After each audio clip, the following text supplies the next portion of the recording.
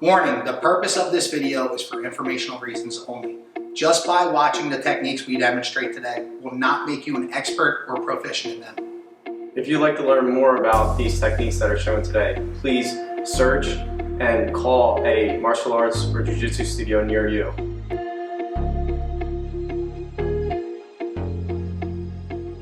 My name is Sam Oropeza. I am a former Bellator mixed martial artist, and currently I am a HomeSmart agent in Philadelphia. I'm Rammi Akkeh. I'm a Brazilian Jiu Jitsu black belt under Phil Ricardo Migliarese, and I'm a HomeSmart agent in Philadelphia. The four big factors that make real estate agents susceptible to a violent attack are: number one, we work by ourselves, and number two, we work with strangers. Number three, all our information is public online. And number four, we're accessing areas that we're unfamiliar with. Just like you do your due diligence on the home buying process, you also want to do your due diligence on any new clients you work with. Make sure before any showings when working with a new client, you have them send you their personal information and possibly a copy of their ID. A simple Google search can find past criminal history or information on their background that can make them a threat or dangerous to you. If you decide to accept the showing and then proceed with showing the property, make sure when you enter into the house, you scan all entrances and exits and all possible escapes if an attack were to occur. Now let's go right into our techniques for Realtor Safety Month. Alright, so the first technique that we're going to go into today is the front bear hug. Okay, so if somebody were to grab you over the arms, okay? So they grab you over the arms, what they're going to do is they're probably going to try and pull you in and lift you and take you down, right? So the first thing we do is, once somebody goes to grab around the arms, we want to open up our hands like this, no thumb, okay? Our thumb is going to be attached to the rest of our fingers. And what we're going to do is we're going to actually, we're going to put our palms right at the hip. Okay, right at the point of the hip. We're gonna get into good base, okay? And once Sam tries to close the bear hug, that allows me to keep him away. But the whole goal behind this is to keep his hips away from my hips, because once my hips meet his, he's in total domination and control over me, okay? So the first thing I do is, he goes to grab, I read it, I get in good base, my hands go to the hip, and now when he goes to pull me in, he's not able to. He's going to exert so much energy, and I'm basically just hanging out here. So once I get that, I need to now get out of this bear hug situation. So what I do is my legs stay planted in good base, okay? And what I do is I rotate my shoulder out, okay? So we turn. You can see how when we're here, I rotate my shoulder out, and that allows me to sort of hit and escape out this door. So I go 1, 2, and I grow. Grab the arm that's going to attack me, and I get to a perpendicular position so I'm more safe here.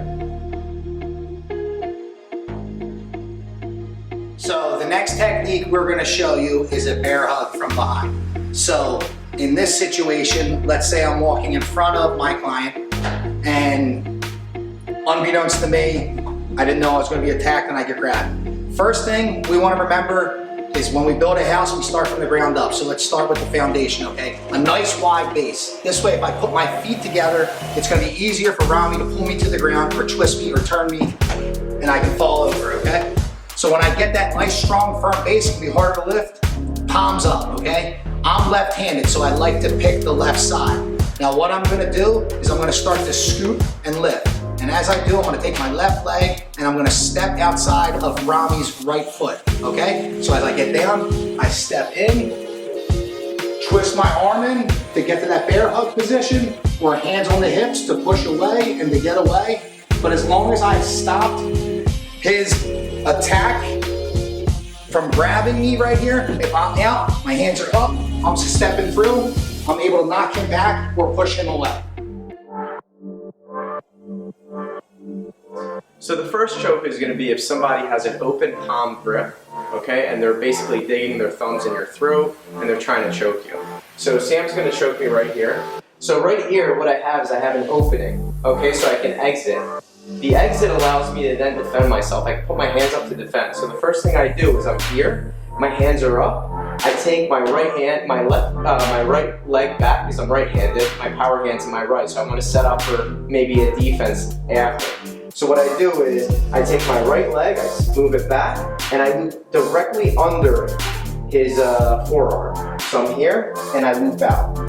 So I'll do it one more time. So I'm here, and I loop out. Now what I want to do is I want to tuck my chin. Tucking your chin identifies how the choke is coming.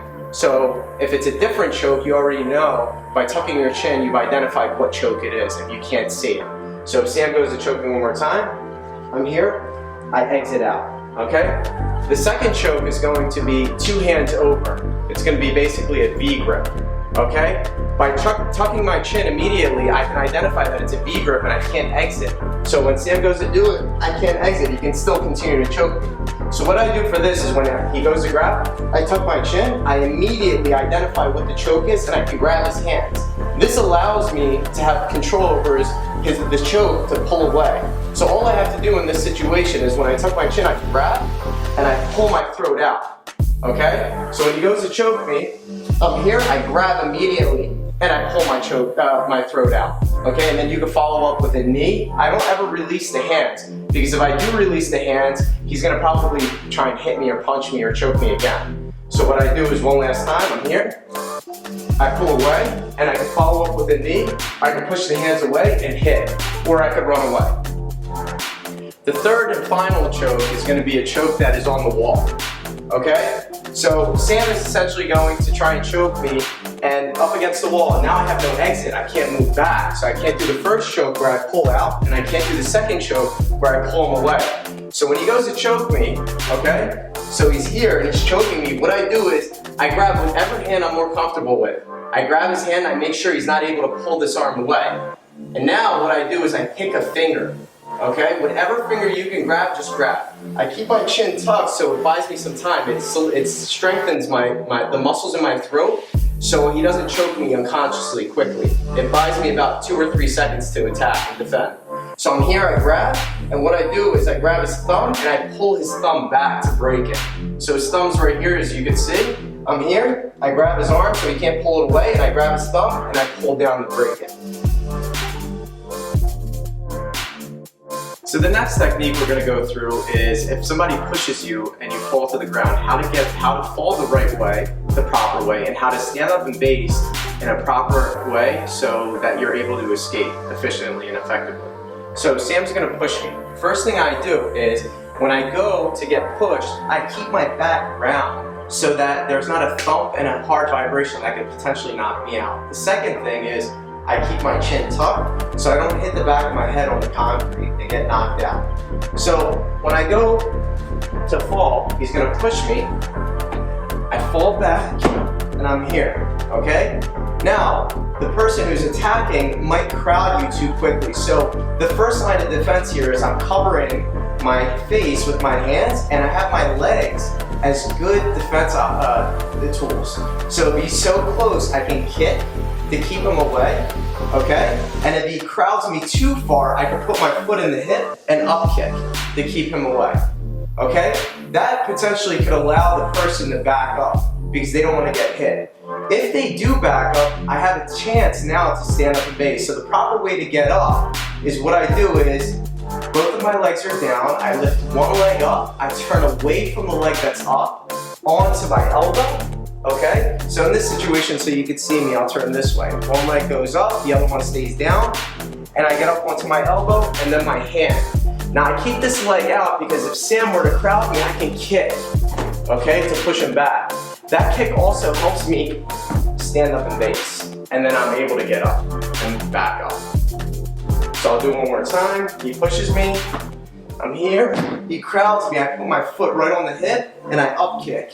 If he goes to back up, I'm here, I stand up and base, and I pull out.